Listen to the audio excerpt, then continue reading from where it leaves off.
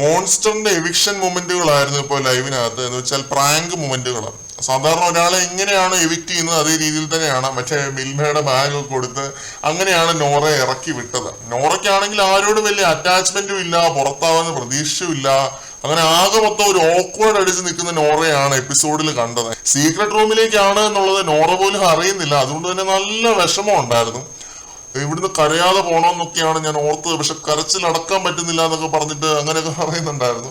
ഒറ്റയ്ക്ക് നിന്ന് മോൺസ്റ്റർ ആയിട്ട് കളിച്ചിട്ട് എന്നെ ഈ മൊയിന്റുകൾ ഔട്ടാക്കിയല്ലോ എന്നൊക്കെ ആയിരിക്കും നോറയുടെ മൈൻഡിൽ. കരച്ചിലായിരുന്നു. കണ്ടോണ്ടിരുന്നപ്പോ കുറെ പ്രേക്ഷകരുടെയെങ്കിലും മനസ്സലിഞ്ഞിട്ടുണ്ടാവും. കാരണം അങ്ങനെ ഒരു ഇമോഷണൽ മാനിപ്പുലേഷൻ ആണ് നമ്മുടെ ഷോ ഡയറക്ടർ ഉദ്ദേശിച്ചത്. അത് നിങ്ങൾക്ക് മനസ്സിലായി കാണത്തില്ലായിരിക്കും. ഓക്കെ, ഞാൻ ചുമ്മാ പറഞ്ഞു തന്നേ ഉള്ളൂ. നോറയ്ക്ക് എങ്ങനെയും പ്രേക്ഷക പിന്തുണ രൂപപ്പെട്ട് വരണം, അതാണ് ഇവരുടെ പ്ലാൻ. എന്തായാലും നോറയെ സീക്രട്ട് റൂമിലേക്കൊന്നും അല്ല വിട്ടത്. അങ്ങനെ ഒരു സീക്രട്ട് റൂം ചെന്നൈ സെറ്റിൽ ഇല്ല എന്നാണ് ഞാൻ അറിഞ്ഞത്. അതുകൊണ്ട് നോറ ഇപ്പോ ഇരുത്തിയിരിക്കുന്നത് ആക്ടിവിറ്റി ഏരിയയിലാണ്. അവിടെ ഒരു സോഫയും ഹെഡ്സെറ്റും ഒക്കെ കൊടുത്ത് അവിടെ ഇരുത്തിയിരിക്കുകയാണ്. ബെഡും കാര്യങ്ങളും ഒന്നുമില്ല, അത്രയും സമയമൊന്നും നോറ അവിടെ ഇരിക്കുന്നില്ല.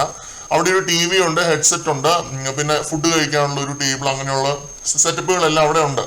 ലാലേട്ടൻ ഒന്ന് കണ്ട് സംസാരിച്ചു പോലും ഇല്ല കേട്ടോ നോറയെ. അതേപടി അങ്ങ് ഇറക്കി വിട്ടു എന്നുള്ള മട്ടില് മറ്റുള്ളവരോട് സംസാരിച്ചു. മത്സരം മുറുകുകയാണ്, നിങ്ങൾ നല്ലപോലെ കളിക്കണം എന്നൊക്കെ പറഞ്ഞിട്ടാണ് ലാലേട്ടൻ പോയത്. നോറ ഇപ്പൊ ഇപ്പോഴും ആക്ടിവിറ്റി ഏരിയയിൽ ഇരിപ്പുണ്ട്, ഫുഡൊക്കെ കഴിച്ച് അവിടെ ഇരിപ്പുണ്ട് ലൈവിനകത്ത്. ഇവര് പറയുന്നതെല്ലാം കേട്ടോണ്ട് കുറച്ച് സമയത്തേക്കാണ് ഈ ഒരു ടാസ്ക്. അതുകൊണ്ട് കാര്യമായിട്ടൊരു ഗെയിം എക്സ്പോസിങ് പരിപാടി ഒന്നും നടക്കും എന്ന് എനിക്ക് തോന്നുന്നില്ല. പാതിരാത്രിയെ തന്നെ നോറയെ തിരിച്ചു കയറ്റി വിടുമെന്നാണ് അറിയാൻ സാധിച്ചത്. അപ്പം ആ ഒരു എക്സ്പോസിങ് നടക്കാനുള്ള സമയം പോലും ഇല്ല ഈ ഒരു പരിപാടി. വെറുതെ ഒരു സീക്രട്ട് റൂം ടാസ്ക് ആയി പോയി എന്നൊക്കെ പോലെയാണ് എനിക്ക് തോന്നിയത്.